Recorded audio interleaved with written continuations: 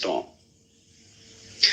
For in order to be sane, every human being must allow himself a little time in life to be insane, to let go, to stop trying to control everything, to stop trying to be God, and just go in whatever way you want, see? So when you go to church on Sunday, that's what you're supposed to do.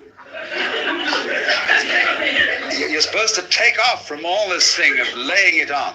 But what we've made the mistake when we go to church on Sunday, present company accepted, but most preachers lay it on. So they say, this is what you ought to do. That's what you ought to do. You haven't been conducting this right, and so on and so on. And nobody gets a vacation. Nobody gets a holy day, holiday, a Sabbath, time off. So when you go, the whole idea of church is that this is the place where we can get back to the fundamental sanity of nonsense and sing Alleluia with the angels around the center of the universe, which is actually manifesting these stars, these galaxies. For what? It's a firework display. It's a celebration. You say, today there will be at 11 o'clock on Sunday or whatever other time it is, a celebration of the Holy Communion. Do you celebrate? Or do you comport yourselves as if you were attending a funeral? I used to be a chaplain in a university, and I used to say, there will be a celebration of the Holy Communion at such and such a time on Sunday. And incidentally, if you come here out of a sense of duty, we don't want you. Better be lying in bed or going swimming or something. Because what this is we are going to have celestial whoopee. And we're going to enjoy it. That's what you're supposed to do.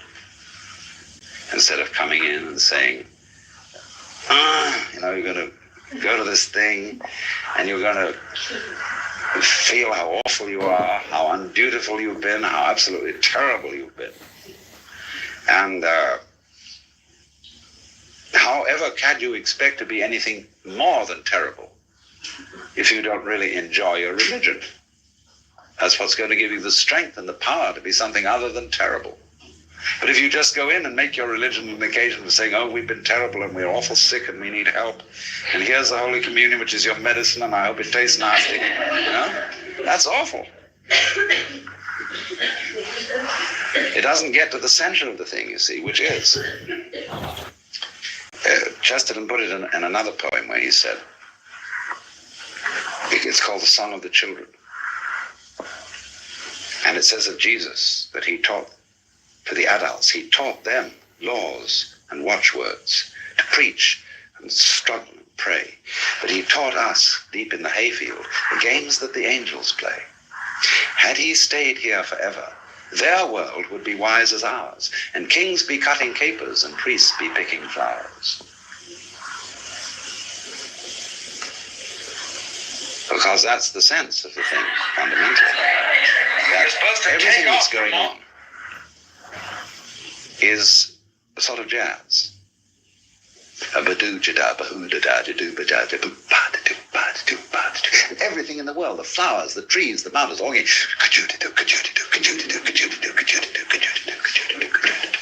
and we have piped to you and you have not danced. We have mourned to you and you have not wept. You won't join the game because you human beings think you're so special and so serious, and you've got to make sense of it all. There isn't any sense to it. Just join in, come on. Make patootie-da, patootie-da, patootie-da. Back to the fundamental sanity. Hallelujah with the angels. Today's talk and other talks in this part of the series are from the early radio talks, and that 12-part series can be found in its entirety through the Alan Watts site. Go to alanwatts.org and look for audio recordings, and you'll see it among the seminars, classic radio recordings. And thank you once again for joining us.